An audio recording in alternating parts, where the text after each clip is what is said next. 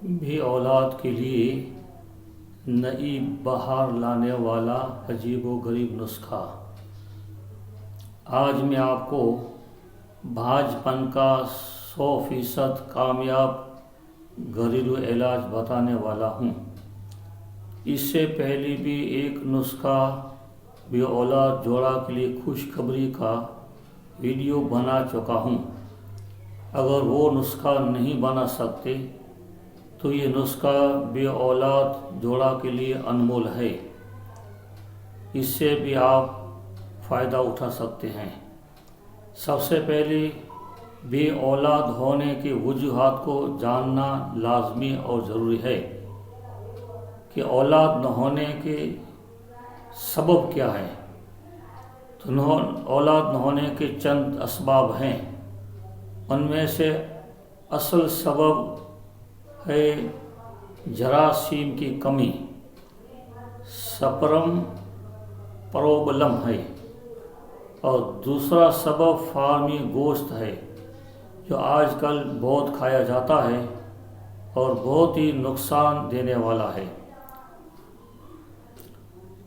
तो अभी जो मैं आपको नुकसान बताने वाला हूँ या इसका वजूहात जो बताने, इसके जो नुकसान हैं, औलाद न होने के जो नुकसान हैं, उसके असबाब तो मैं आपको और भी बहुत हैं, लेकिन चंद असबाब जो मैंने आपको बताया वो भी हैं। इसलिए और भी जो वजूहत हैं हो सकती हैं, इसलिए मर्द औरत दोनों को टेस्ट कराना, चेकअप कराना लाजमी और ज़रूरी है।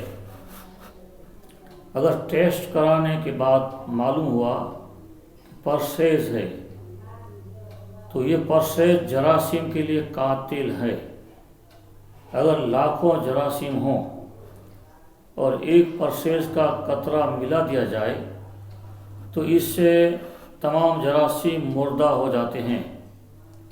अगर किसी ने परसेज टेस्ट कराया और परसेज मालूम हुआ तो पर्स को कैसे ख़त्म किया जाए, इस परसेज को ख़त्म करने के लिए एक आसान अजीब नुस्खा बताने वाला हूँ। इसको इस्तेमाल करने से 3 हफ्ते में यकीनन 100% परसेज ख़त्म हो जाएंगे। और वो एक ही चीज़ है, खालिस हल्दी। लेकिन हल्दी बाज़ार से पिसाई हुई नहीं लेनी है। साबित हल्दी लेकर अपने घर पर पीसें और उस हल्दी का चूरन चने के बराबर हर खाने के बाद पानी से लेना है। 3 हफ्ता तक लेना है। 3 हफ्ता के बाद आप चेकअप कराएंगे तो आपके परसेज जो हैं वो ख़त्म हो जाएंगे। परसेज ख़त्म होने के बाद स्पर्म को मजबूत करना है, उसकी तादाद बढ़ानी है। इसका इलाज बताने से पहले इस बात का ध्यान रखना और जानना ज़रूरी है कि जब हमारे घर में औलाद न हो तो घर वाले औरत को कसूरवार समझते हैं, जो बिल्कुल सरासर गलत है। न तो सारी बीमारी औरतों में होती है और न तो सारी बीमारी मर्दों में होती है। इसलिए मर्द और औरत दोनों का टेस्ट लाजमी है। अगर औरत की माहवारी ठीक नहीं है तो पहले इसका इलाज कराना चाहिए। अब जरासीम को ताकत और मजबूत और स्पर्म को बढ़ाने के लिए 2 नुस्खे जानना लाजमी है। पहला नुस्खा मेथी दाना 50 ग्राम और छोटी सब्ज इलायची 50 ग्राम दाना, छिलका नहीं लेना है, फ़कत दाना लेना है। इन दोनों को हम वज़न 50-50 ग्राम लेकर इनको अच्छी तरह पीस लें, इनका चूरन बनाएं। इस चूरन का छोटा चाय वाला चम्मच सुबह पानी से लेना है और एक छोटा चाय वाला चम्मच आपको शाम को लेना है। यानी दोपहर का खाया हजम हो जाए, यानी दोपहर के खाने के 4-5 घंटे के बाद आपको ये नुस्खा लेना है। कम से कम 3 हफ्ता और ज़्यादा से ज़्यादा 1 माह तक इस नुस्खा को लेना है। 1 महीना के बाद दूसरा नुस्खा आपको लेना होगा, वो भी 1 महीने का कोर्स है, 1 महीने का इलाज है। और इसमें 4 चीज़ें हैं।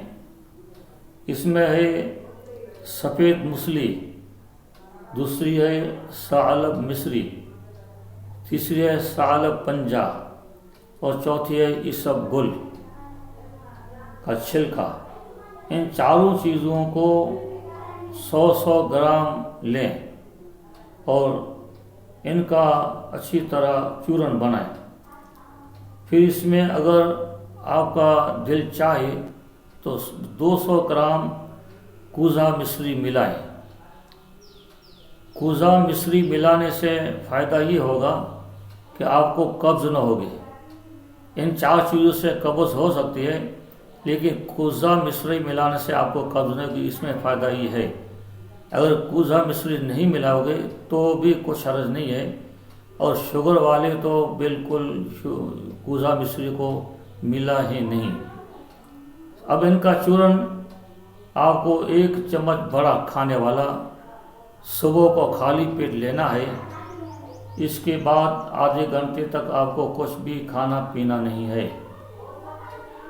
और एक शाम को बड़ा खाने वाला चम्मच लेना है, यानी दोपहर के खाने के 5 घंटे बाद, यानी दोपहर का खाया हजम होने के बाद खाली पेट आपको लेना है दूध के साथ। अगर सर्दी की मौसम हो, ठंड हो, तो नीम गर्म दूध लेना है। और अगर गर्मी का मौसम हो तो नॉर्मल दूध के साथ आपको लेना है। तो ये भी आपको कोर्स 1 महीने तक का करना है। आप देखेंगे कि 2 महीने के अंदर आप साहिब औलाद बनने जाएंगे और आपके यहाँ अल्लाह पाक नेक औलाद अता करेगा। तो जिन भाइयों को बहनों को तकलीफ़ है वे नुस्खा अपनाकर अपना फ़ायदा लें और शेयर करके दूसरों तक पहुँचाएं, ताकि और लोग भी इस से फ़ायदा उठाकर अपने नेक मकसद में कामयाब हों। दूसरे वीडियो तक के लिए इजाज़त। अल्लाह हाफिज़। खुदा मेहरबान।